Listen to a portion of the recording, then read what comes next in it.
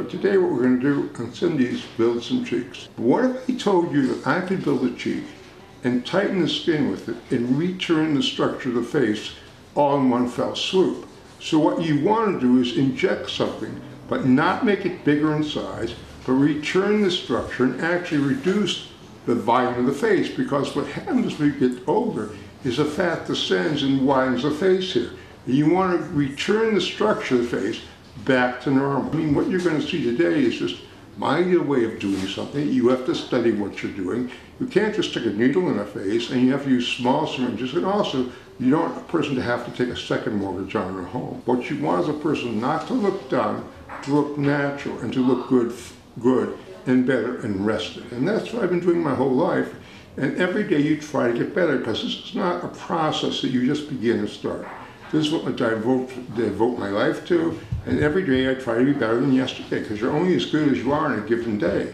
So what you're going to see are some of the newer techniques I evolved to tighten skin with fillers, and use fillers to return structure to the face. So we're going to have a good time, and I'll teach you a little bit about the cheek, and how I see the cheek, and how the cheek exists. And you'll just look and try to see what you do. What about this shamrock shape, the St. Patrick earthquake? Did it hit you? Of course. Where do you live? Beverlywood. Oh, so it really hit you. Yeah. Do you lose anything? No. Lots of things rattled. I have a lot, down with putty. Okay, let me just look at you for 1 second. Is there anything you don't like about your face? Well, do you see it? I can only see it as red now. I don't see it as a dead. This. Yeah, I see. Let me take a look. Give me a light over here. Let's look very carefully. I mean, you can't see anything. There's a little bit of it that remains, but it's much better than it was. Oh, it is. So I'm just going to fill it again, but I'm going to do the end of your mouth a little bit. But whatever you were Okay, going to do. here's what we're going to do, and I'll tell you what it is. The thing that I'm noticing a lot about with people is as we mature, our faces get bigger because the fat descends, And that's why if you saw the Oscars or anything, everyone looked like they had huge mouths, because everything they put up there went down there. You understand? It fell, so everyone had distorted mouths there. They look like like bulldogs. And that's what you have to prevent. You have to prevent things from going down. Because there's one thing you can't get rid of in the world is Newtonian physics. Gravity is going to exist everywhere, unless we walk on our hands. And the most important thing also on the face that we really don't look at because we didn't know to look at is cheeks. Because I can use cheeks to really tighten your skin. That's really what I'm about. I'm about tightening your skin besides just filling it. Because anyone could fill it and make you look like a pumpkin. My goal is to restructure your face so you look like you did when you were a little bit younger, more youthful and rested, but you don't look done. Some of these people look like they're walking in a hurricane. Remember, all elderly people used to look the same, older people, because they had too many facelifts, And that's the biggest problem. You have so many facelifts, they look like they're in an FBI relocation program. And that becomes a disorder in your body's dysmorphic disorder. So we really know where the cheekbone exists or begins. It's where the zygomatic arch joins right over here. This is where we begin with the cheekbone. This is where we're going to pull back a little bit, okay? And basically, you've been numbed with something called EMLA. And we're using the rest of the filler, which is a filler that you like very much. And we use the zero puncture technique. By most people just putting volume in the face. I keep trying to evolve my techniques. That I started back in, I guess, 79, when they gave me a needle and told me I could put it in the face. You understand? And I first started adding volume by adding things into the face and making lip enhancement. But then what's happened to lips is they all look weird to me, They quit looking like lips. Now, basically what we want to do is tighten the side of your face just a little bit, okay? So we're pulling this back a little bit, okay? And so this will now tighten. Now wipe that off for a second, okay? Now what we want to do also is just reduce your nasolabial fold, just a whisper. Because again, now people used to go up the nasolabial fold, but the key thing is to pull it forward, because we're going to directionally use vectors to move it. It's basically understanding physics, and a vector force will pull things in different directions. So while we pull that back, we pull this forward to fix this, okay?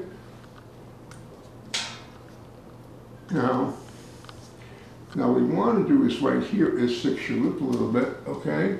So let's look at the difference between, let's go to mirror for 1 second, see if you can see the difference in your cheeks, okay? You can see a little difference in the two sides that I did, okay? Now take a look at your cheekbone on this side. Look at the other side.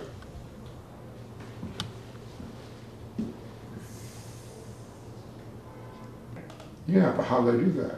Because what I did is I pulled this back and I tightened your skin on the side, so your face is thinner on the side. You notice that? Oh, okay. And it's wider on that side because the fat descends to the zygomatic arch. The fat pad goes down, but people are just building arches. They're not pulling back the skin. And I look under your eye on the right side. You see how your eye looks better? Because I pulled the skin back on the side. If you look very carefully, look at the crow's, smile for a second, smile. Okay, look at the crow's feet when you smile on the right side versus the left side. Mm-hmm. Where are they worse? Better on the right. Where I injected, because by pulling this up, you don't need Botox anymore because you reposition the cheekbone. Because every action has equal opposite reaction. So by restructuring the face by one injection. So I think that's interesting. Now show me the line on your mouth. What bothered you? Because I think it may have gotten a little better with what I just did. It did. It got a little better. Yeah. Right here. Where? That one little line? Okay, let's just do a little bit right there. See what her lip is touching in there. You see that? Mm-hmm. So what we want to do, hold on right here, is go above this line to get rid of that down her lip. Hold on a second.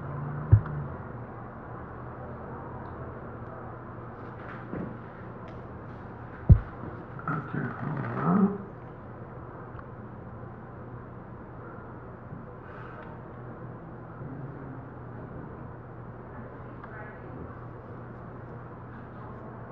Okay. Now open your mouth just a little bit right here, okay? So what we're going to do is restructure the angle of her mouth, okay? Put a little mouth, and then there's a malleolus, a little muscle group that we use to anchor this as we go above it, okay? Hold on for 1 second. And we restructure the corner of her mouth. Now close your mouth for 1 second, okay? Now we have to get this a little more right here.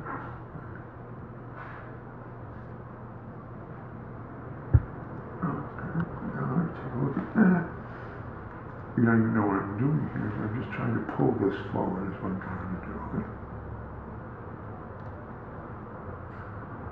Okay, pull it. Okay, take a look. So I'm going to pull this back here. So you go back and forth in directions trying to make this little line disappear, okay? Okay, now wipe that off. Now you want to put a little more right in there, see it? Mm-hmm.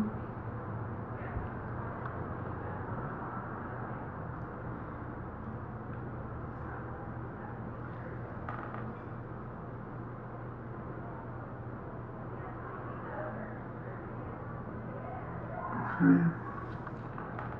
Now, I just want you to massage this a little bit so it's gone, okay?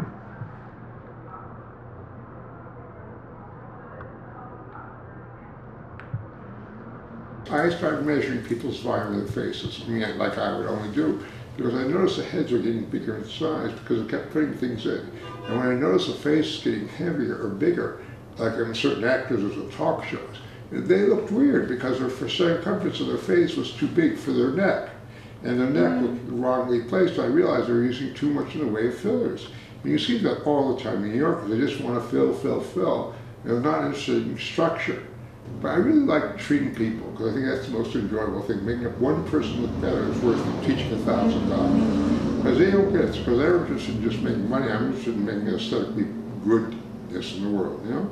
It's building a building, that's what it is. Now, why is that line over there? Tell me. All of these are from a Dr. Obagi peel. See, that's the thing. People want to peel the skin. They want to burn the skin. They want to cook the skin. You know, I have no idea. God forbid. But I'm telling you, I've seen more damage from peels and these lasers than I've seen from anything in the world. But look at what I did now. Look at that line. Look how your mouth looks. Well, the whole thing looks great. Yeah, isn't it amazing how much the whole thing is smooth. I know, but so that's why I wanted to do the cheeks to you. That's why I wanted to see you. Now I get to do the other side. So let's do the other side, okay? Okay. I mean, this looks great, and So I think the problem is with most other doctors, they don't know what they're doing. Well, that's the truth. They don't know what they're doing because they have no idea what the face is supposed to look like. If you don't know what you're building, you understand, how can you build something? So they stick needles in faces and they think this is what they're supposed to do, but nothing tells them where to put it. You understand? So you have to have an eye. So it's a gift. Mm-hmm. So you have to be able to look and see, and most people don't know what they're seeing. Because if you haven't studied the face, you don't know, for instance, the distance between the nose, the upper lip should be 18 to 20 millimeters, and the lower lip, the chin should be 28 to 32 millimeters. And you don't know what the cheek belongs, because they're putting the cheek under the eyes. If you put a cheek under the eye when the person smiles, they close their eyes, and everyone looks Japanese. So they're treating Japanese. So I mean, when you begin to see people who don't know what they're doing, then you have all these people who look at alien life forms. Like you go look at the housewife shows on television, they're all looking like aliens. So I think it's difficult to teach people what people are supposed to look like. But all you need to do is anatomically study the face, which is what I've done all my life. All you have to do is go look. And you have to look at older faces that haven't been manipulated, because once they do something like a facelift or a bad facelift or anything, everything is moving around. And you have to be careful who you inject also, because a lot of people are dysmorphic. The magic is really not knowing how to begin, the magic is knowing how to end. So let's see where the cheek begins over here. And this is a little same thing. And we're just going to pull it back, but this is where the cheek begins right over here, where the zygomatic arch begins. That's where it becomes. Now, people go far too anterior because there are these lines called the OG lines, and the OG lines are what determine the roundness of your cheek. You know, how much it protrudes from your face. And then there's Hinter's lines. Hinter was a plastic surgeon. He had these two intersecting lines, and one went from the corner of your eye down to your mouth, and one went from the corner of your eye to your lip. And basically when they crossed, he talked a lot about where the cheek should be. Okay, hold on for a second, okay?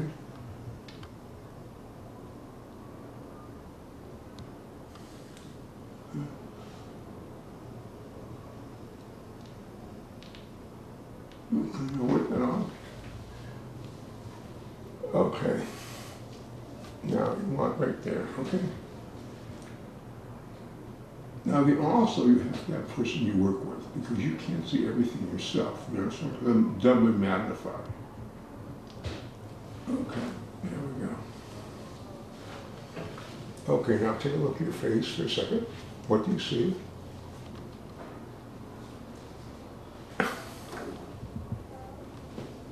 Wow.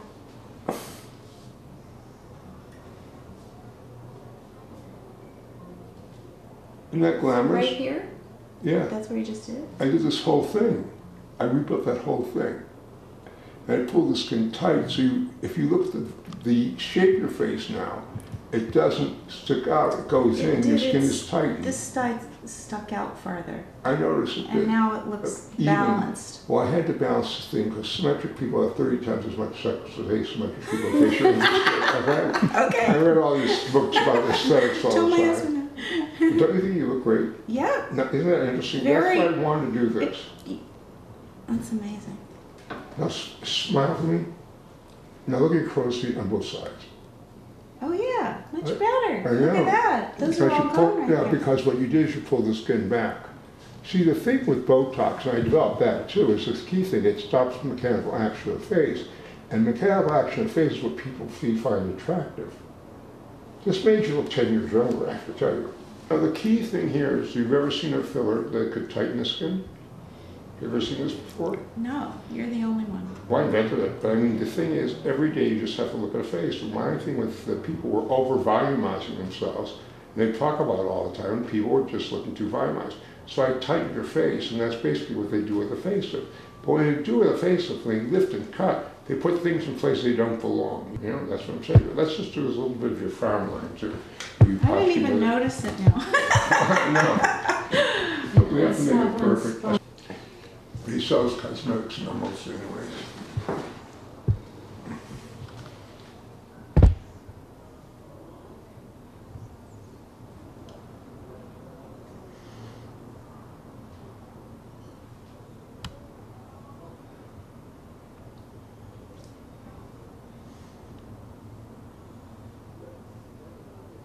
Okay, let's look at this line. Now, do you see a little bit of it there? Where? Yeah. Show me where you see it. Right.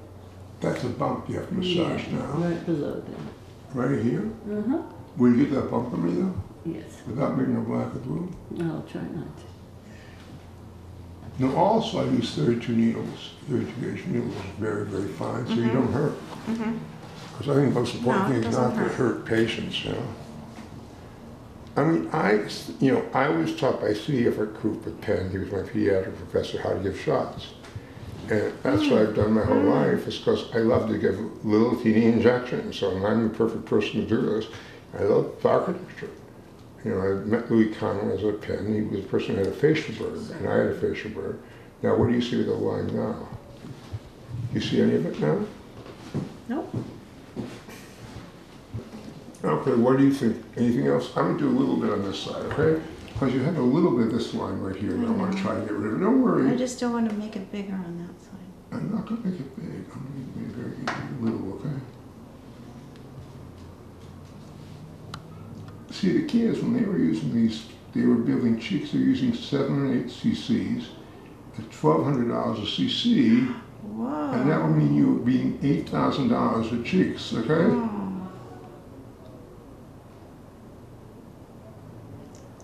Okay. It's a stubborn wrinkle. No, it's not stubborn wrinkle, you just have to know what to do with it. And the trouble is you have to use your face to manipulate the wrinkle, okay? Let's look at your stubborn wrinkle now, okay? Hold on, just relax, don't smile for a second. Okay, now look at it without smiling, okay? You see what I did? Now, you want See, if I didn't smile, it wouldn't be there. Yeah, but you know I what? smile all the time. You know, Can't get rid of it. relax your mouth for 1 second. Now, how much do you see that line right now? Hardly at all. Hardly at all. You see how much better it is? So we did. We're good today. We gave you a little bit of a facelift. I look great. I know you do. That's my job, my dear. If you don't look good, I don't look Wow. Yeah. good. It's fun. It's really Yeah, fun. it's I great. think so too. So I mean, just doing You're this. great. I know. I try, and I don't try to be great. Can't I say I'm only as good as what I do on a given day? If you don't keep getting better every day or sharpening, looking at what you do, you're just always trying up, blowing up this double helix of information that you're putting in your mind of how to move tissue around. And that's what I am, because it's not more about volume, it's about structure. And people don't understand architecture, will never get what I'm doing. And so they have to really study it, and there's a few who got it, but you can't teach people you can teach people to look, you can't teach people to see. Paul sees, Ginger sees, but there's very few people. I can't work with a person who doesn't see. Most people just want to be a factory to stick needles in your face, and that's why you see all these people looking peculiar. You look gorgeous. I'm afraid to do that. Look at your face on I here. know, it's amazing.